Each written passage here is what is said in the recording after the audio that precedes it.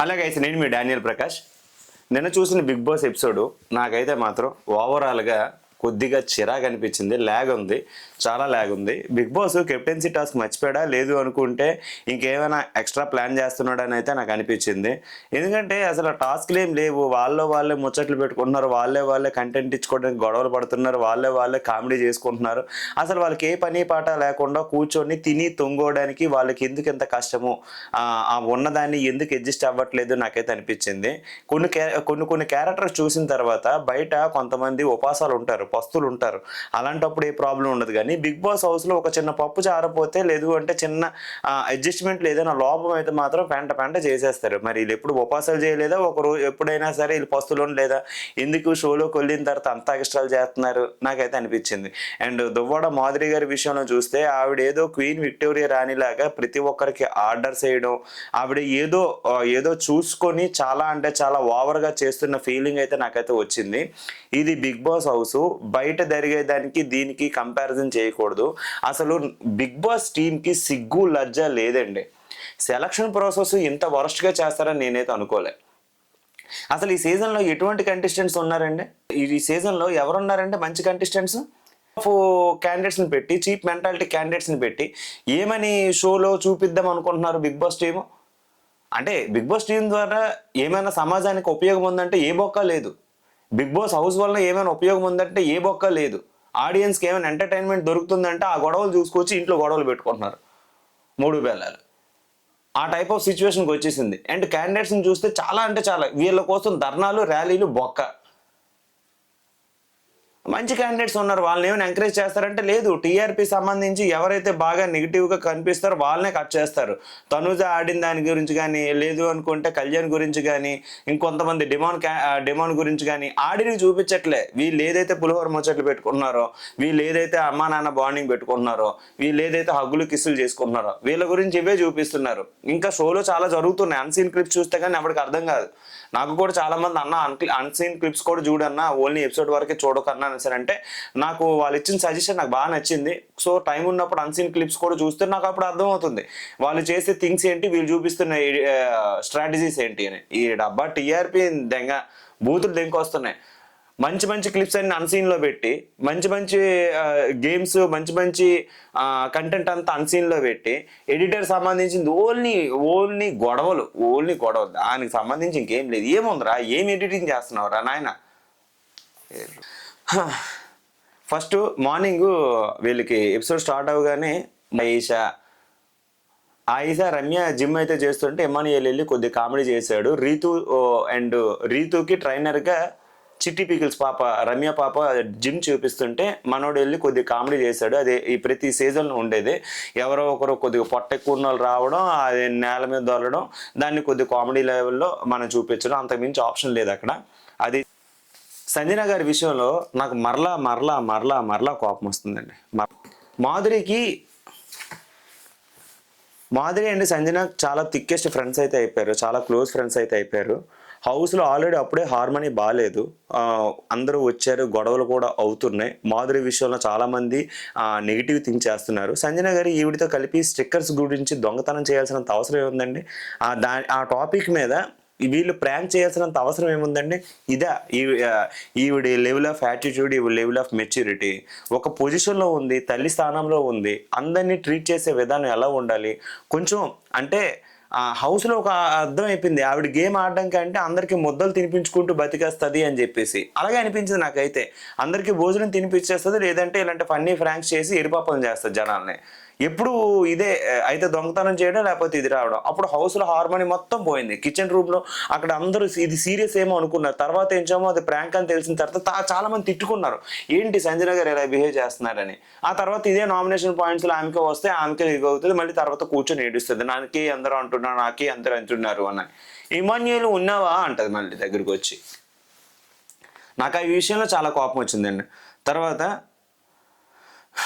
దివ్య కళ్యాణ్ అంటే ఇది ప్రాంక్ అని తెలిసిన తర్వాత దివ్యకి కళ్యాణ్కి చాలా సీరియస్ వచ్చింది. వాళ్ళిద్దరు డిస్కషన్ కూడా చేసుకున్నారు. అందరూ ఇక్కడ సీరియల్ యాక్టర్స్ ఎక్కువ అయిపోయారు, ఎవరు యాక్టింగ్ చేస్తున్నారు, ఎవరు రియల్ చేస్తున్నారు, ఎవరు ప్రాంక్ లో ఉన్నారు ఎవరికి తెలియట్లేదు, అంత బాగా యాక్ట్ చేస్తున్నారని తెలిసిపోయింది అని వాళ్ళు అంటున్నారు. నిజమే, నిజమే, ఇంత బాగా యాక్ట్ చేస్తారని నేనైతే ఎక్స్పెక్ట్ చేయలేదని వాళ్ళు అనుకున్నారు. అంత చెడగొట్టారు హౌస్ హార్మోని మొత్తం. తర్వాత మాధురి గారికి చపాతీ అంటే మార్నింగ్ ఎగ్ దోశ ఏదో తీసుకుంటున్నప్పుడు కర్రీ అయితే తీసుకుంది. ఆ విషయంలో డిస్కషన్ అయితే జరిగింది. ఇక్కడ ఇద్దరిది తప్పు ఉందండి.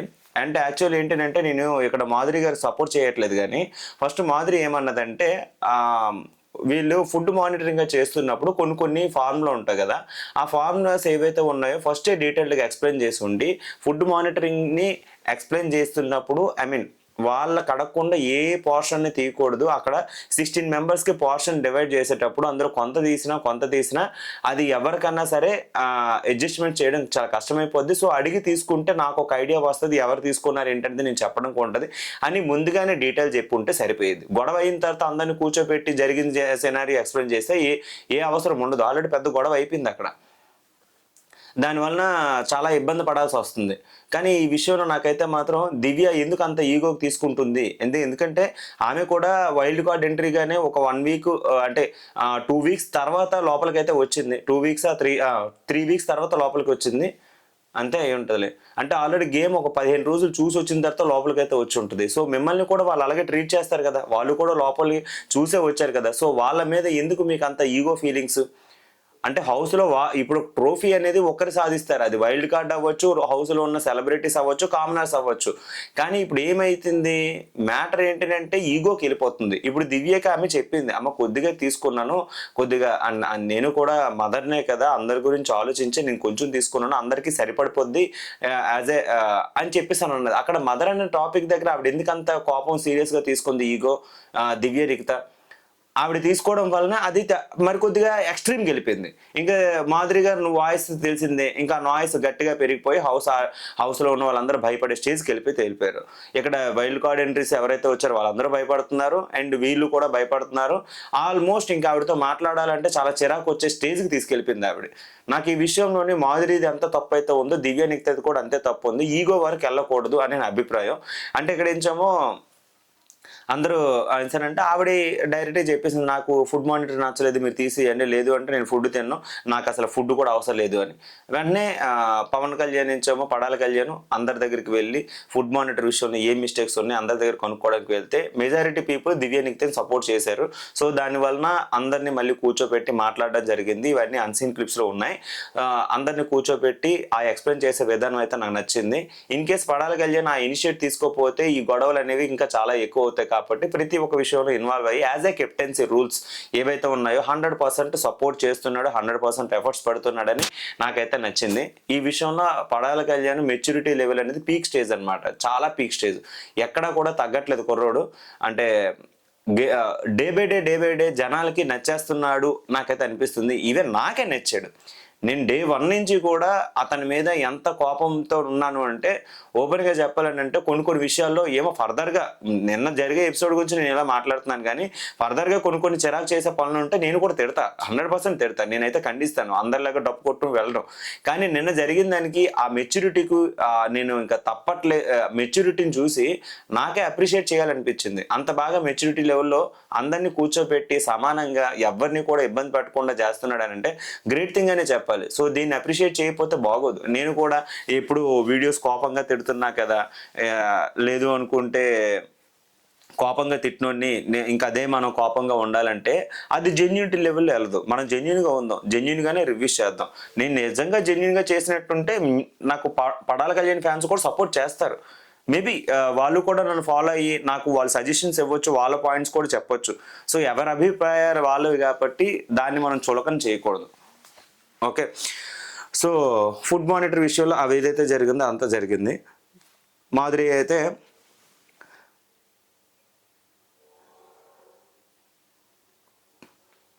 సుమన్ శెట్టి అన్న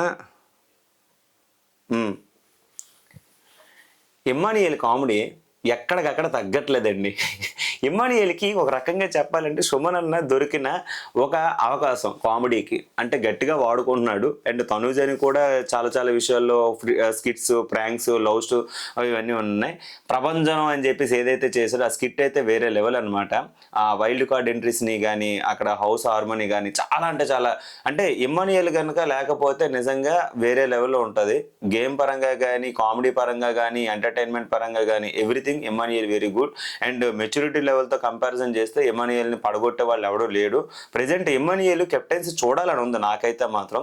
అతనికి కెప్టెన్సీ వస్తే అతని కెప్టెన్సీలో హౌస్ హార్మనీ ఎలా ఉంటుంది, హౌస్‌లో ఎలా ఉండబోతుంది అనేది మనం చూడాలి. సో చూద్దాం ఎలా ఉండబోతుందో. కానీ ఇమ్మానుయేల్ నిజంగా నాకైతే మాత్రం విన్నర్ మెటీరియల్‌లా కనపడుతున్నాడు. మరి మీ అభిప్రాయం ఏంటో కింద కామెంట్‌లో పెట్టండి. తనూజ, దివ్య డిస్కషన్ అబౌట్ నాన్న గురించి. ఓకే. ఆ బల్బు ఏది కెప్టెన్సీ టాస్క్‌లో బర్నీ గారు ఈ అమ్మాయికి సపోర్ట్ చేయలేదంట. తనూజకి ఎంచేమో బర్నీ గారు ఎంచేమో తనూజకి సపోర్ట్ చేశారు. దివ్యకి ఎంచేమో సపోర్ట్ చేశారు. ఇద్దరికి సపోర్ట్ చేయకుండా ఆయన స్టాండింగ్ పొజిషన్‌లో ఉన్నారు. ఆయన విషయంకి వచ్చేసరికి ఇద్దరిలో ఎవరో ఒకరి దగ్గరికి వచ్చేసరికి బర్నీ గారు ఎంచేమో లైట్ ఆఫ్ చేశారు. ఆ విషయంలో నుంచి తనూజకి దివ్య నిగిత లైట్ ఎంచేమో తనూజ ఆపిందని చెప్పేసి ఆ అమ్మాయి కోపంతో ఉంటే ఈ విషయం మీద డిస్కషన్ అయితే జరుగుతుంది. అయితే ఇక్కడ మెయిన్ టాపిక్ ఏంటంటే బర్నీ గారు స్ట్రాంగ్ కంటెస్టెంట్. ఇది మీరు గుర్తుపెట్టుకోండి. బర్నీ గారు స్ట్రాంగ్ కంటెస్టెంట్. ఆ స్ట్రాంగ్ కంటెస్టెంట్ వలన నువ్వు ఆయన ఎన్ని మిస్టేక్స్ చేసినా ఆయన నీకు అంటే దివ్యకి చెప్తుంది తనూజ, ఆయన ఎన్ని మిస్టేక్స్ చేసినా నీకు ఎన్ని బాండింగ్స్ చెప్పినా ఎన్ని ప్రామిస్ చేసినా బ్రేక్ చేస్తున్నాడు. ఎక్కడ కూడా నీకు సపోర్టివ్గా లేడు. ఇన్ కేస్ నా వల్ల మిస్టేక్ అయినా సరే ఇమీడియట్గా నీ దగ్గరికి వచ్చి సారీ చెప్తున్నా, అయినా సరే నువ్వు అది తీసుకోవట్లేదు అని ఆ విషయం మీద తీసుకొచ్చింది. ఈ టాపిక్ కొంచెం బర్నీ గారి దగ్గర దివ్య అయితే చెప్పింది. కానీ బర్నీ అండ్ దివ్య తనూజని వాడుకుంటున్నారు. ఓపెన్గా చెప్పాలనంటే ఒక జోకర్లా దొరికింది వాళ్ళిద్దరికి. ఏమన్నా అంటే తనూజ మీద పడిపోతారు, ఏమన్నా అంటే తనూజని తీసుకొస్తారు, ఏమన్నా అన్నారంటే తనూజ వల్లనే జరిగింది అంటారు. వీళ్ళిద్దరూ కూడా తనూజని ఎరుపప్పలు చేస్తున్నారు అందరూ కలిపి. అందరూ ఓకే, వీళ్ళిద్దరు అయితే మరీనా ఎక్స్ట్రీమ్ లెవెల్ అనమాట. తనూజ విషయంలో నాకు చాలా బాధ అనిపించింది. ఎందుకు ఆ పిల్లని అలా ఆడిపోసుకున్నారు? ఓకే, మీకు ఆ బాండింగ్స్ నచ్చకపోతే దూరంగా ఉండండి, చెప్పండి, స్ట్రైట్ అవే చెప్పండి నాకు బాండింగ్ నచ్చట్లేదు అని. బర్నీ గారు ఎందుకు చెప్పట్లేదు? దివ్య ఎందుకు చెప్పట్లేదు? దివ్య చెప్పవచ్చు కదా, నాకు నీతో కన్వర్షన్ సెట్ అవ్వట్లేదు, నేను నీ దగ్గర ఉంటే మాట్లాడలేకపోతున్నా, నాకు ఎందుకు ఆ గుడ్ వైబ్ రావట్లేదు, స్ట్రైట్ అవే సింగిల్ క్వశ్చన్ చెప్పిస్తే అమ్మాయి నీ దగ్గరికి రాదు. ఇంకా అమ్మాయి మీద గేమ్ మీద అమ్మాయికి ఫోకస్ చేస్తుంది. అక్కడో దగ్గర మాట్లాడమే ఉంది. దివ్య ఇద్దరు ఒకటే ఆడుకుంటున్నారు ఆ అమ్మాయిని. నాకైతే నచ్చలేదు ఈ విషయంలో.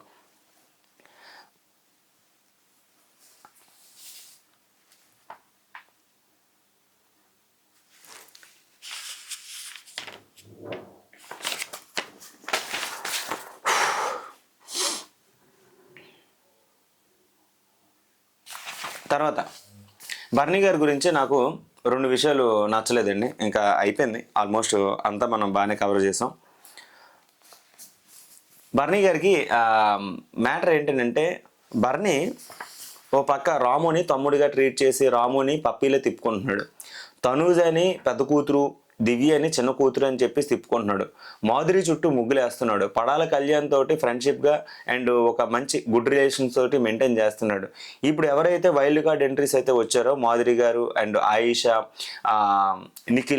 నిఖిల్ని బాగా ఇన్ఫ్లుయెన్స్ చేస్తున్నాడు. ఏ రకంగా గుడ్ ఇన్పుట్స్ ఇస్తూ హౌస్లో ఏదైతే అవుతుందో ఆ బాండింగ్ ఏదైతే ఉందో అవన్నీ డీటెయిల్గా ఎక్స్ప్లెయిన్ చేస్తున్నాడు. అండ్ మాధురి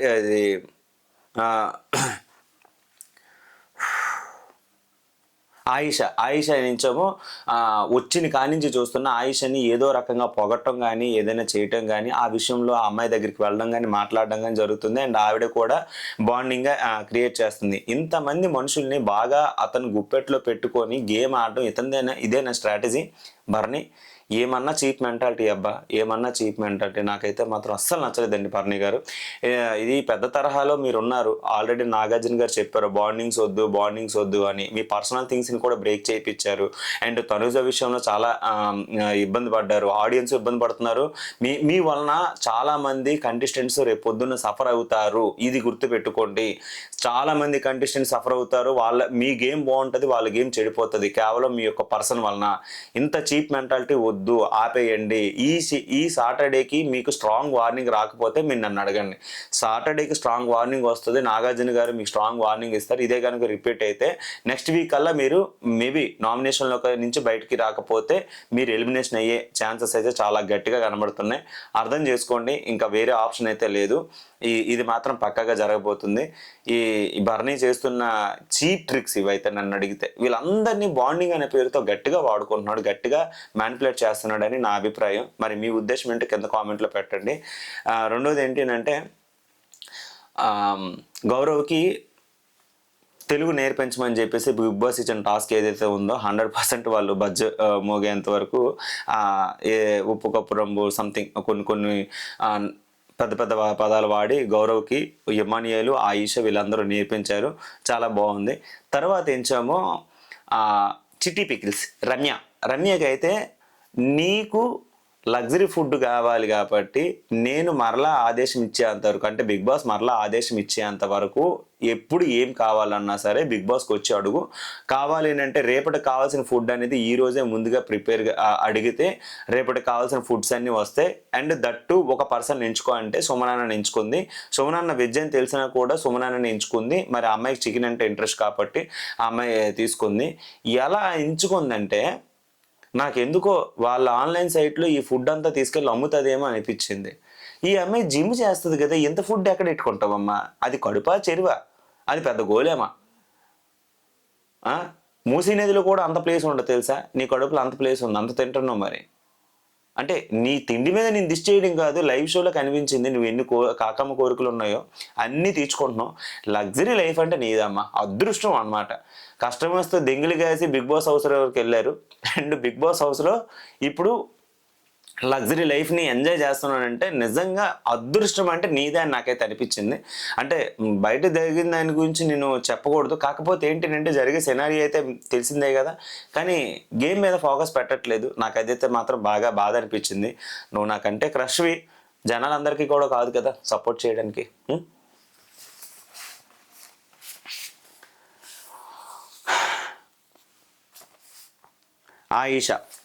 ఆయిష గురించి నేను చెప్పాల్సిన మ్యాటర్ ఏంటంటే రాముని తమ్ముడిగా భావించింది. రీతుతోటి రాముని తమ్ముడిగా భావించింది. భరణి గారిని అన్నగా భావిస్తుంది. డెమాన్ తోటి డ్యాన్స్లు వేస్తుంది. ఇవన్నీ చేసింది బాండ్ కోసం కాదా పాప? లోపల ఎందుకు అంత సీన్ క్రియేట్ చేసావు? నేను ఇంకా వారం రోజులు చూడండిరా అన్నాను నేను. వారం రోజులు ఎక్కడ, నేను 1 డేలో చూపిస్తాను మీకు అందరికీ అన్నిటి తీసుకెళ్ళు. అమ్మ ఏందమ్మా నువ్వు చెప్పేది ఒకటి చేసేది ఒకటి, రూల్స్ పెడతావు కానీ రూల్స్ పాటించవా? ఇదేనా నువ్వు? ఎందుకు బాండింగ్స్ పెట్టడానికి వచ్చారా అని చెప్పేసి నోరేసుకొని అందరి ముందు పడిపోయావు తనుజ మీద. ఇప్పుడు ఏం జరిగింది నీది?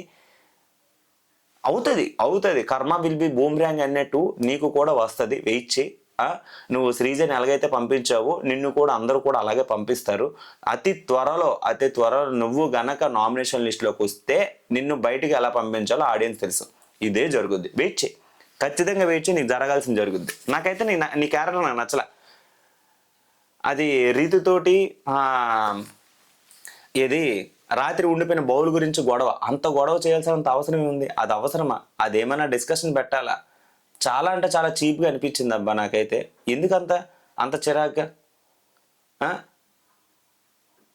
లిటరల్లీ చెప్తున్నా, నాకు నీ విషయంలో నాకు చాలా అంటే చాలా కోపం వచ్చింది, చాలా చిరాకు వేసింది. ఎందుకు అంటే నాకు తెలీదు, మరి ఎందుకు అంత నెగిటివ్ వైబ్ వస్తుందో తెలీదు. కావాలని అరుస్తున్నావు, కావాలని గోల పెడుతున్నావు.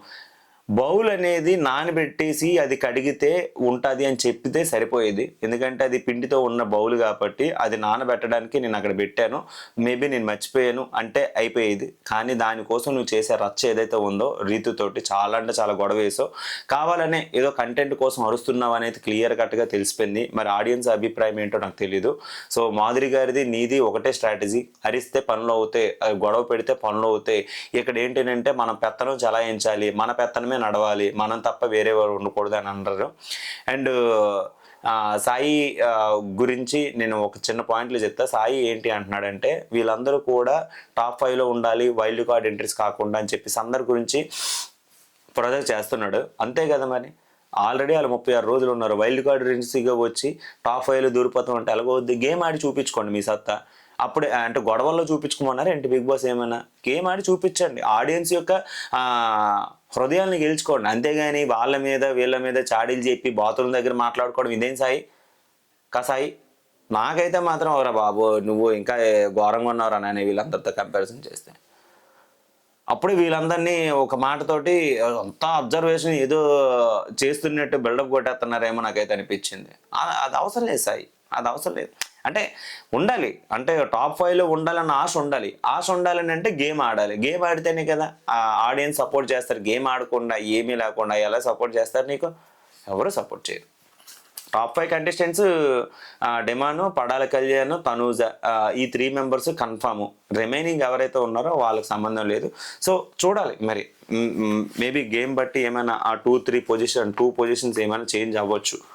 మరి తనుజకి టాప్ 5 వస్తే వచ్చిందని అంటే విన్నర్ మెటీరియల్ కాబట్టి బిగ్ బాస్ విన్నింగ్ ట్రోఫీ ఆవిడకి ఇస్తే బాగుంటుందేమో నా అభిప్రాయం.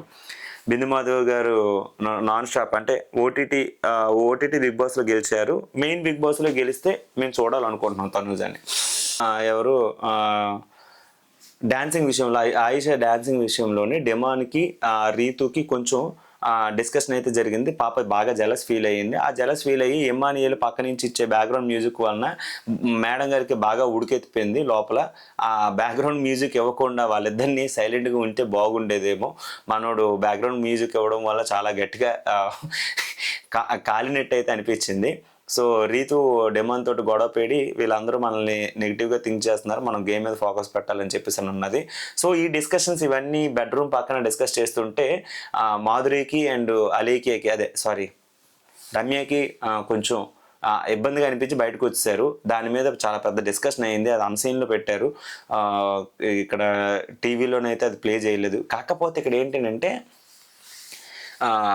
డిమాను అది పడాల కళ్యాణ్ వచ్చి ఈ విషయంలో ఎంత మెచ్యూరిటీగా థింక్ చేశారంటే, పడాల కళ్యాణ్ విషయంలో నాకు బాగా నచ్చింది ఏంటంటే ఆ డిస్కషను ఆ పక్క ఉన్న వాళ్ళకి పడుకోనికి నిద్ర పట్టకపోతే పక్కన మనం గుసగుసలు ఆడుకోవడం డిస్కస్ చేయడం కరెక్ట్ కాదు. మీకు ఇబ్బంది, మీకు ఏమైనా మాట్లాడాలనుకోవాలంటే బెడ్రూమ్ నుంచి బయటకు వచ్చి కొంచెం లోన్లీగా ఉన్న స్పేసెస్లో మీరు మాట్లాడుకోవచ్చు, అంతేగాని పక్కన ఉన్న వాళ్ళకి ఇబ్బంది పెట్టకూడదు అన్న హౌస్ అందరికీ చెప్పాడు. వాళ్ళిద్దరిని బ్లేమ్ చేయలేదు, బై మిస్టేక్ జరిగి ఉండొచ్చు, బట్ రెండోసారి రిపీట్ అవ్వకూడదని చాలా మెచ్యూర్డ్గా చెప్పాడు. ఇలాంటి అన్ని విషయాలను కూడా పడాలి కదా అందరికీ నచ్చేస్తాడు. సో ఇదండి ఈ యొక్క రివ్యూ. మీ యొక్క ఒపీనియన్ని కింద కామెంట్లో పెట్టండి. Thank you so much.